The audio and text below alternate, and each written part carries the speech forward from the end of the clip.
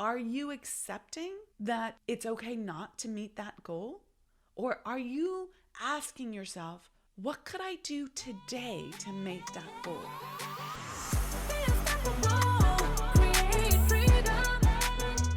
The Thinking Yourself into Exponential Results series on the podcast comes to you every Saturday morning and takes what we discuss in the Morning Mindset Club, compiles it into one easy to access recording, and gives you some killer bonus content at the end that's not to be missed and only available here. So let's dive right in. Good morning and welcome to another great day with the Morning Mindset Club. I'm Amira Alvarez and let's get started. We are in chapter 15 on how to outwit the 6 ghosts of fear. And we are on the fear of poverty, which is on the top of the list. Okay, Hill says here, fear of poverty is a state of mind, nothing else. But it is sufficient to destroy one's chances of achievement in any undertaking, a truth which became painfully evident during the Depression. So he was writing this during and after the Depression, so that was very top of mind at the time, but it is still extraordinarily relevant here. So let's break this down. Why is it a state of mind and nothing else?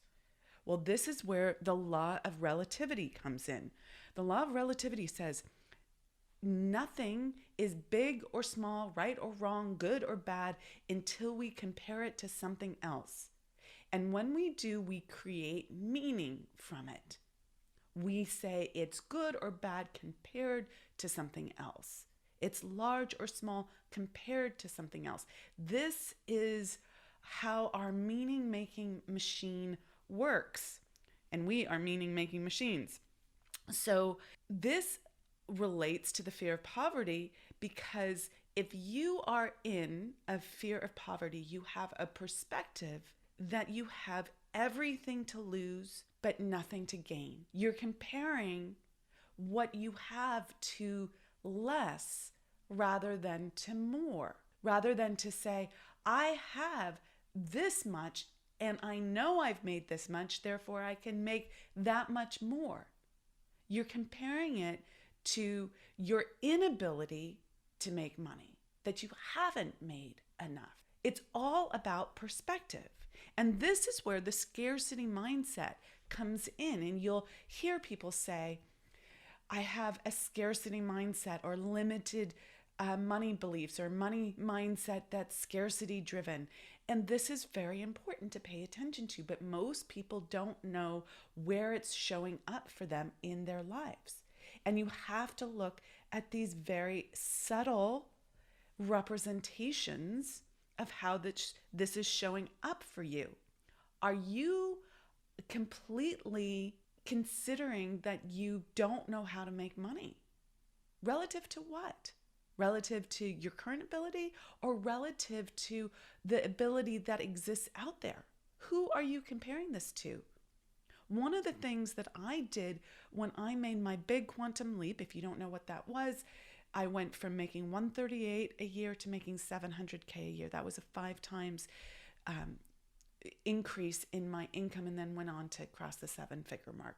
And one of the things I did was I used this, although I used it unconsciously at the time. Now I know it consciously and can give it to you as a tool.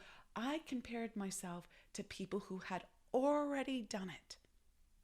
That's the proper use of the law of relativity. But I didn't say, oh, I'm not enough compared to them. I said, oh, if they can do it, I can do it. There's a way to do this. That means I can figure out a way to do it. That's a state of mind. That is a perspective that works. That is a relative perspective on the situation that will cause you to grow rather than shrink. So you must look at what you are thinking in relationship to your money-making ability right now, today. Get really honest about it. Get really truthful about that. Good morning and welcome to another great day with the Morning Mindset Club. I'm Amira Alvarez and let's get started. So yesterday we spoke about the fear of poverty being a state of mind and the law of relativity, how that comes in. If you missed that, go back and listen to it. It was juicy. I also want to discuss how fear of poverty is a state of mind because you don't know how to create the money that you desire. And this all has to do with the law of perpetual transmutation of energy. If you do not understand the creative process, how human beings take things from non-form, from spirit, from source, from the land of ideas, that these are real and true things, but they are not in form. You know that you've had an idea, you've experienced an idea, you know that it is real, and yet you haven't made manifest that idea yet. You haven't brought it into form. You haven't created the thing out of that idea. And once you understand the methodology for creating things from non-form, you will never be in fear of poverty again because you will understand the creative process. You will understand how you can make as much money as you want. Now, it gets easier and easier the more you practice this and the more you grow yourself and execute on this. Could you, in theory, instantaneously become a billionaire? Sure, in theory, but that's never happened in the whole history of mankind. So why don't you set yourself up for some success and go for a stretch goal that you can hold right now and go execute on that. Now, if you're already a multimillionaire and you're going to go for being a billionaire, you have a higher likelihood of doing that in a shorter period of time, but still instant manifestation might not occur, okay? However, you understand at that point how to create. Now you have to get this engine going. For me, in the beginning, it was like pushing a boulder up a hill, right? I didn't have a lot of momentum going. But once I understood all the pieces to this puzzle and how to use the law of perpetual transmutation of energy to my advantage rather than to my disadvantage, because it's always working, but you must work it to your advantage rather to your disadvantage. And this is where the power of choice and controlling how you think comes in. If you really want to go deeper into this, I've mentioned the law of perpetual transmutation of energy throughout this entire Morning Mindset Club program. However, you can also go deeper by joining us at the Unstoppable Woman Income Breakthrough Summit. We do those twice a year at this point. Please join us for that. I go deep into this, and then also our Spirit of Wealth Mastermind and Masterclass teaches this on the level of application so that you hold yourself to the higher standard there. So those would be places that you could explore this further if you're interested. Okay, with that in mind, go rock out your day, go manage your mindset, go control your thinking, and go be someone who takes her ideas and makes them manifest into exactly what she wants, not what she doesn't want. Good morning and welcome to another great day with the Morning Mindset Club. I'm Amira Alvarez and let's get started. So next up, I'm going to read quite a lengthy paragraph on how fear paralyzes you. Okay, particularly this fear of poverty that we are starting with in this chapter on how to outwit the 6 ghosts of fear. So Hill says, this fear, which is the fear of poverty, paralyzes.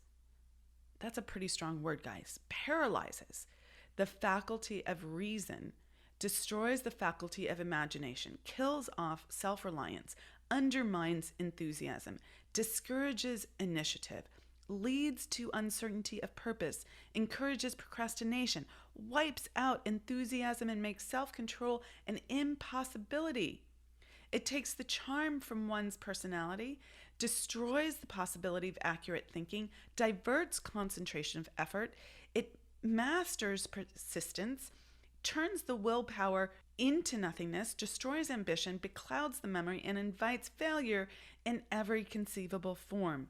It kills love and assassinates the finer emotions of the heart, discourages friendship, and invites disaster in 100 forms, leads to sleeplessness, misery, and unhappiness. And all this despite the obvious truth that we live in a world of overabundance of everything the heart could desire, with nothing standing between us and our desires excepting lack of a definite purpose. Okay, so that's quite a paragraph. I want you to listen to it again and flip it for yourself. These are the qualities that Hill is enumerating here. These are the qualities that you need for wealth. Are you encouraging them in yourself, or are you squashing them consciously or unconsciously? When you hear them, what hooks you? Go pay attention to that. Don't blow it off. When you go, oh, that's me, or do I do that? That's a little sign that you need to pay more attention there. Go build that up in yourself. Go see where you're diminishing that quality. And in the moment, on the daily, do your life differently when you are experiencing yourself pulling back from that quality. Go hold yourself to a higher standard and say, I'm going to do this differently in the moment. So I'm going to read this again, and see which of these things really hooks you. This fear paralyzes the faculty of reason. So is it reason? Do you shut down your thinking, your reasoning ability? Destroys the faculty of imagination. Do not give yourself time to imagine, to dream, to really play out what could possibly happen. Maybe you're afraid of really playing in the land of your dreams for fear of disappointment. Do you kill off your self-reliance? Are you always turning to other people? Do you think you can't do it yourself? Now, this is not saying that we do it alone. I have not gotten to where I am right now doing it alone. But there's a difference between asking other people to help, hiring people, asking questions, hiring coaches, mentors, team members, contractors. You need people in your life to help you scale. And throwing up your hands in helplessness. You need to be self-reliant. Be someone who figures it out. Undermines enthusiasm. Where do you squash your own enthusiasm? Discourages initiative. Do you put things off? Do you say, I'll do that later, when the stars align, where I've gotten all this other stuff done, when the research is done, when the kids are in school? What are your excuses around initiative? Leads to uncertainty of purpose. Do you not know what your purpose is? Now, that was a tough one for me. I've been very clear and transparent with people about this. For many years, I did not know what my purpose was. I just was following the breadcrumbs of my life, like the next thing that was calling me forward. I call that the breadcrumbs of desire. Okay?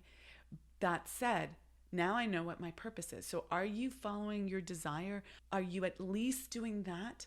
If you do know what your purpose is, are you claiming it for yourself? Encourages procrastination. Everyone knows what that is. Where are you procrastinating? Wipes out enthusiasm and makes self-control an impossibility. Self-control. Do you say, I'm going to blow off that thing that I put on my calendar because this other thing is more important or feels better to do or is more of a go with the flow? Do you put too much on your calendar so that you don't have any space for flow? That's also an issue with people. But here, self-control, like, do you lose your ability to manage your thinking? That's another form of self-control. Self-control comes in so many different places. We could talk about that for hours, really. Takes charm from one's personality. Are you just losing your joie de vivre? Are you losing your playfulness, your warmth, your sincerity? Okay. Destroys the possibility of accurate thinking.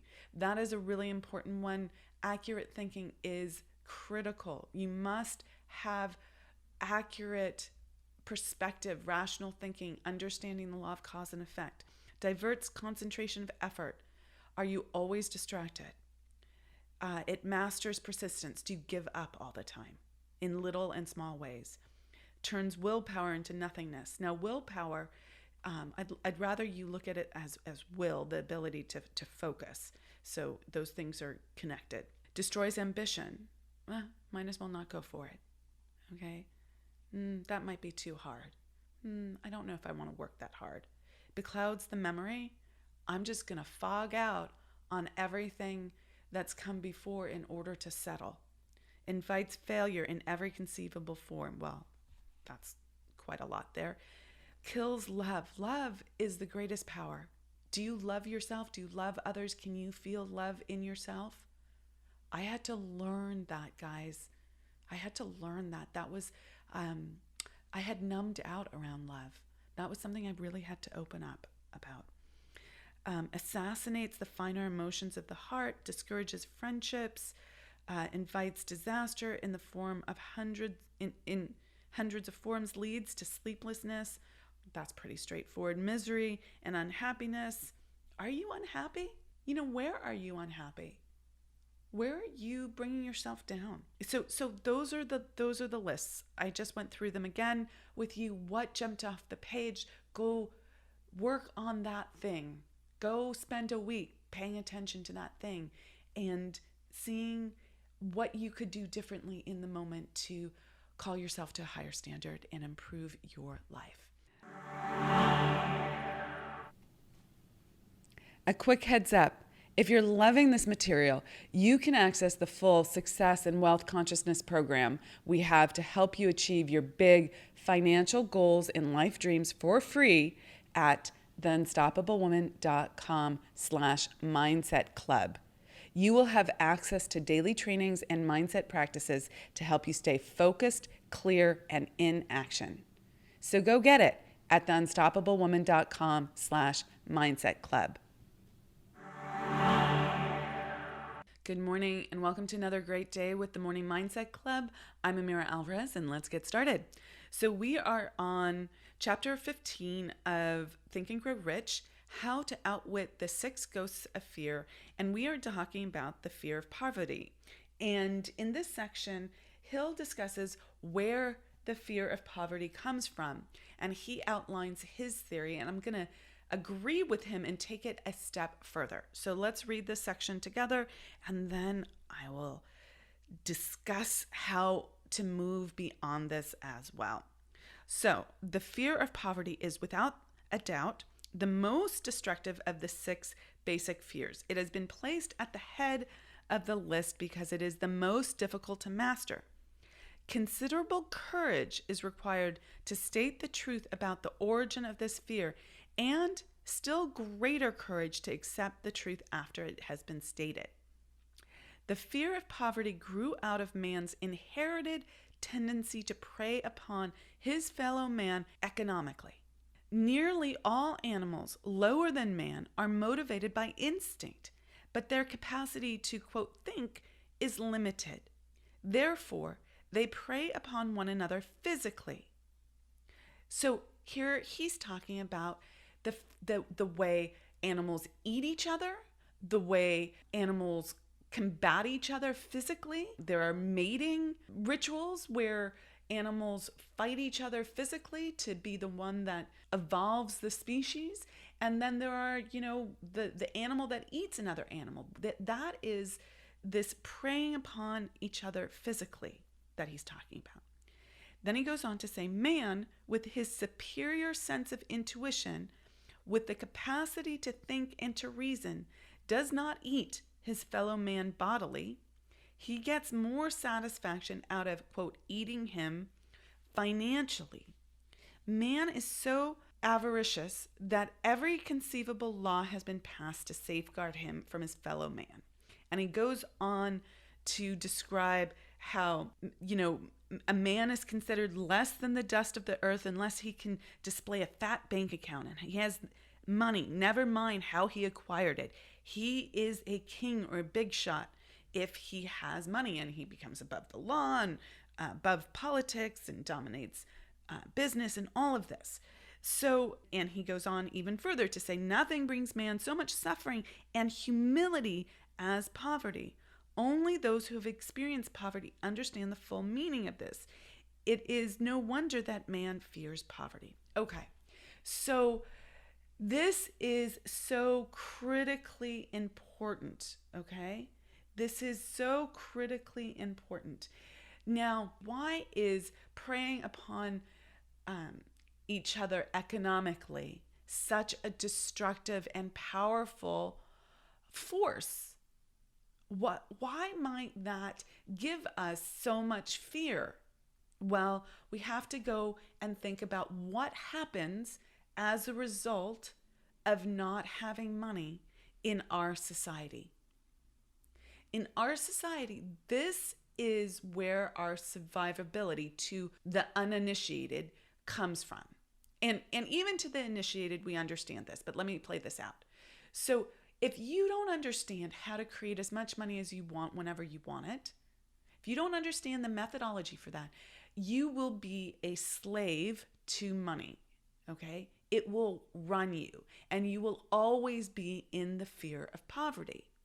Because in our society, we need money to buy food and groceries and clothe our children and put a roof over our head and put gasoline in the car and do the things that allow us to continue our life and the life of our family. That is our survivability. So money has become equated to survivability, just like physical prowess has been equated to survivability in other animals. So this is super critical. Now, let's go back to a point. If you understand how to create as much money as you want whenever you want it, then you will no longer be a slave to money. You will know that you need money in this world, but you won't map it to a fear of death, a fear of dying. You will always have the confidence that you will survive, that you will know exactly how to create money for yourself when you need it. So that's what I have for you today. Think about whether you have a fear of running out of money, not knowing how to create money, and if you are therefore allowing yourself to be preyed on economically, right? Taken advantage of economically, feeling small. This might look like a loving situation, like you're not the breadwinner in your house, but your partner is.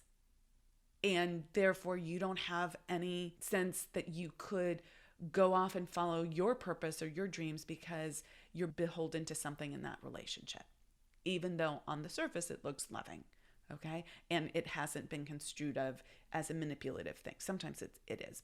But that could be a way that you are being preyed on economically, unconsciously, not necessarily maliciously, okay? So this can be played out in lots of different ways, you guys. Think about whether you know how to create as much money as you want whenever you want it. That's your ticket to freedom here in our society. And let me say something a little bit more clear. That is your ticket to not being in the fear of poverty, which is at the head of all the fears, okay? And when you release yourself from fear, you then step into feeling free and being free. Good morning and welcome to another great day with the Morning Mindset Club. I'm Amira Alvarez and let's get started. Okay, next up, Hill is going to take us through the symptoms of the fear of poverty. But before he does that and before we jump into it, he gives us a little litmus test here. He gives us some guidance. He says, self-analysis may disclose weaknesses which one does not like to acknowledge. This form of examination is essential to all who demand of life more than mediocrity and poverty. Remember, as you check yourself point by point, that you are both the court and the jury, the prosecuting attorney and the attorney for the defense, and that you are the plaintiff and the defendant. Also, that you are on trial. Face the facts squarely. Ask yourself definite questions and demand definite replies. When the examination is over, you will know more about yourself. If you do not feel that you can be an impartial judge in this examination, call upon someone who knows you well to serve as judge while you cross-examine yourself. You are after the truth. Get it, no matter at what cost, even though it may temporarily embarrass you. Okay, this is so important. This is where I see so many bright, intelligent, amazing people really keep themselves trapped. They learn, they are in growth, they are craving the ability and the information to go to the next level. They are craving the tools to take them to the next level. But they are so scared of being wrong and what that might mean about them that they are not able to look neutrally at themselves and admit where they're falling down. They can only say, but I do this, and shouldn't that be good enough? And the answer is no. If you want to grow, you have to acknowledge, oh, I do this aspect really well. It's not about cutting yourself down at the knees, okay? It's not diminishing yourself. And this is an and, you acknowledge that. You say, yay, go me over here. And you say, I'm falling down in this aspect. I could better my best here. I could hold myself to a higher standard here. And this is one of the things that I see with people when they start defending themselves about something, that they really keep themselves trapped. It's such a disservice. So you have to look at yourself honestly. And you have to want to look at yourself honestly. Now, you don't have to shame and guilt yourself. You don't have to say, oh, I'm doing this and I need to improve on it and I'm not doing it as well as I could. And that makes me a bad person or wrong or terrible. No, that's not what it means. It means you haven't been doing it yet. Give it that meaning instead of shaming and guilting yourself. You will grow at exponential speeds. Shame and guilt traps you. Do not let that be the trap that you stay in. Good morning and welcome to another great day with the Morning Mindset Club. I'm Amira Alvarez and let's get started. So here are the symptoms of the fear of poverty. The first one is indifference, commonly expressed through lack of ambition, willingness to tolerate poverty, acceptance of whatever compensation life may offer without protest, mental and physical laziness, lack of initiative, imagination, enthusiasm, and self-control. Oh boy, that's a list. Okay, remember from yesterday's lesson, you are looking at this neutrally and saying, okay, I do this well and I don't do this well, or I could better my best over here. This is not about saying you're bad or you're wrong. It's saying, I am so freaking committed to my best life. I'm so freaking committed to having wealth and abundance. I am going to look at this and clean it up. Go to the next level. Run those stairs.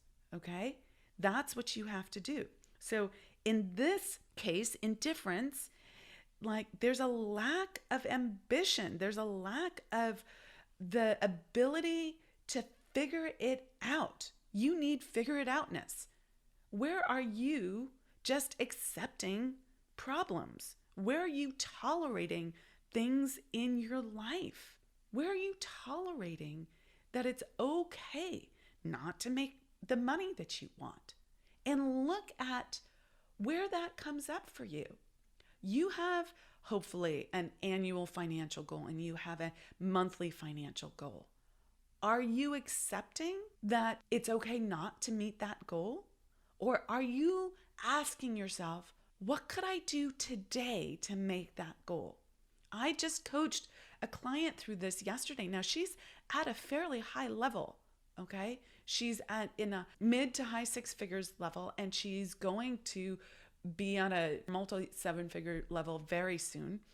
And she wanted to create more money this month than she's ever created before. And she was blocked on this, not because she isn't willing or doesn't want it, but she got trapped in a belief of, I don't know how. I don't know how to create that. And one of the things that my clients get to do is they get to rely on my belief in them and my understanding that if there's a desire, then there's the supply and it's here and it's ready.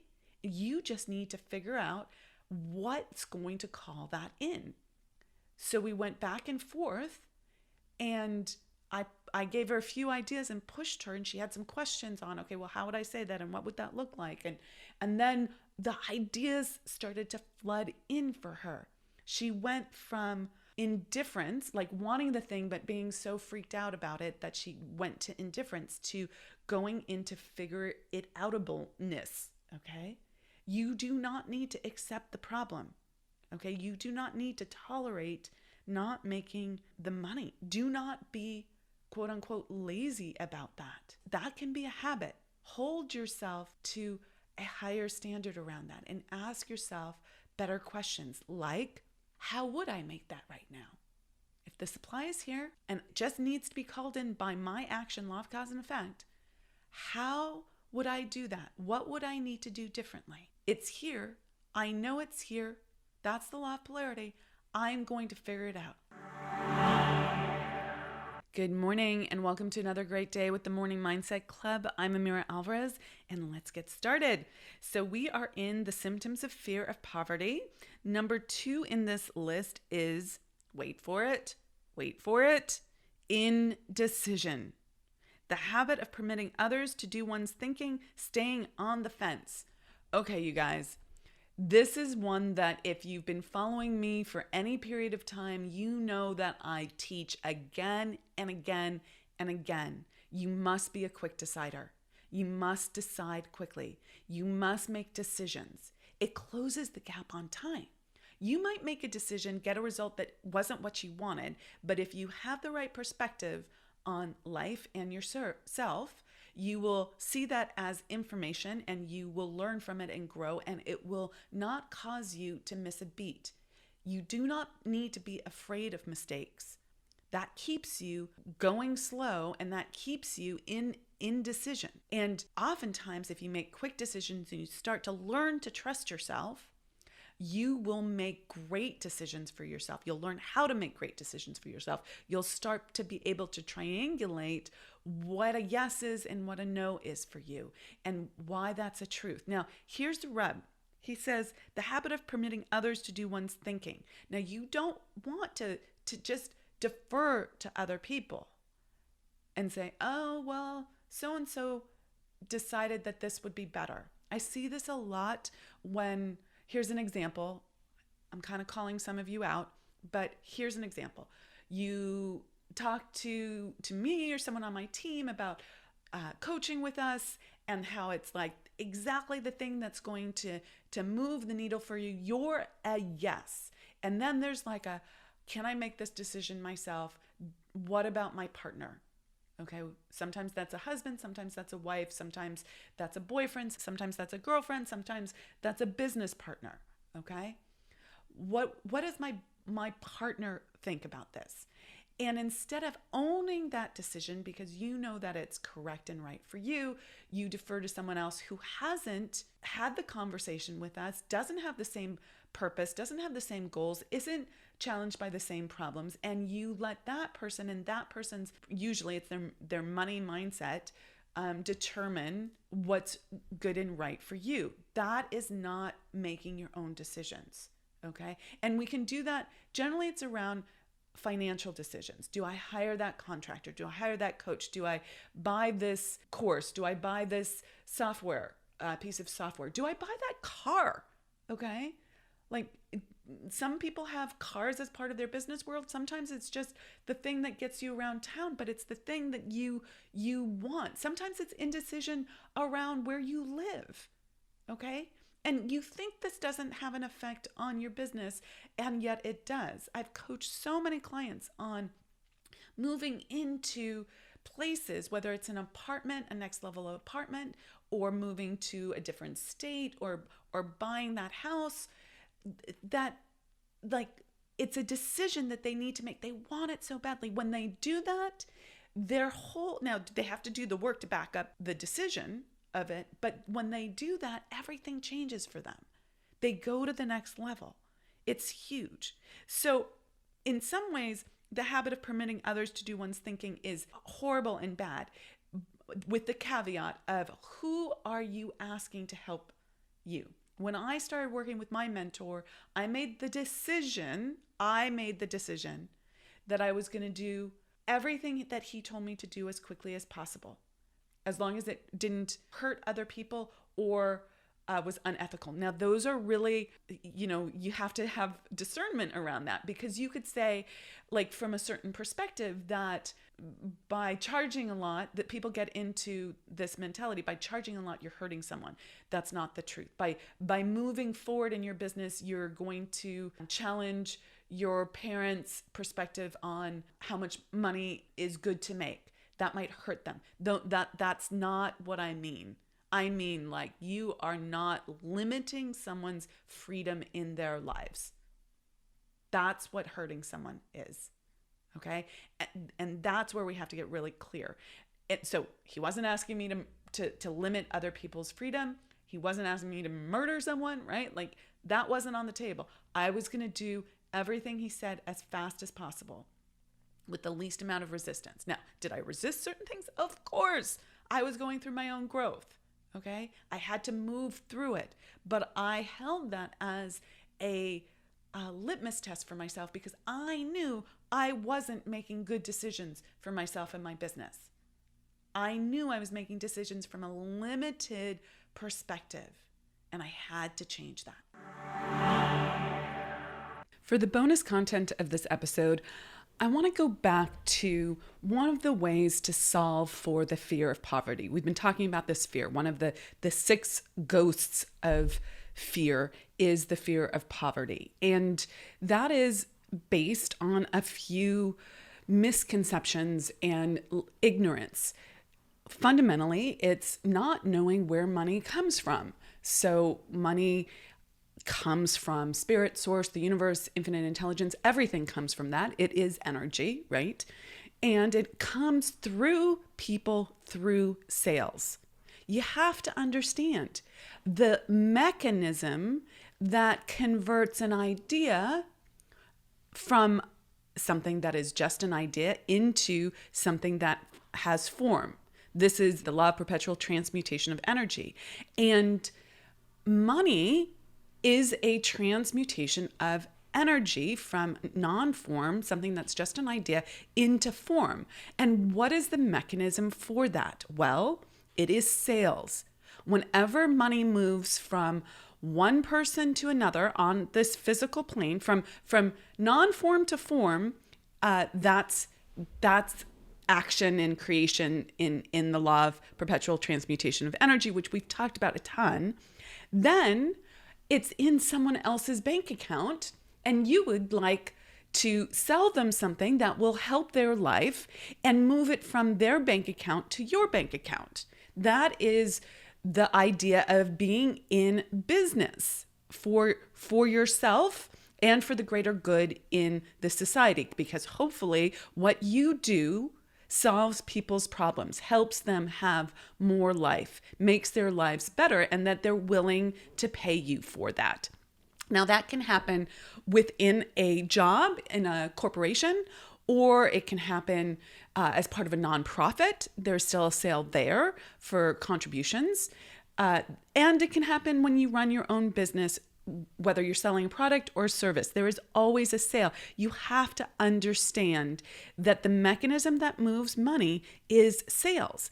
Now, once you got that clear, if you want to make more money, there are a variety of things that you need to understand, including the law of compensation, which says you'll be compensated according to the need for what you do, your ability to do it, and the difficulty in replacing you. And you need to learn sales on a very tactical level. The way I teach sales is based on service. It's based on being of more service to your potential clients. And if you learn how to change your psychology around that, how to let go of old beliefs around that, how to really own your value and your confidence, who you're being in this world, and you practice the tactical things that you need to know about sales as well, you will end up being a master at moving money, which if you're in business for yourself, you desire. Now, what gets to happen if you become a master at moving money? Well, not only will you have more money moving, through other people to you, you will also be making a bigger impact in this world. You will be helping more people. You will be being of more service, and that is an upward spiral all around.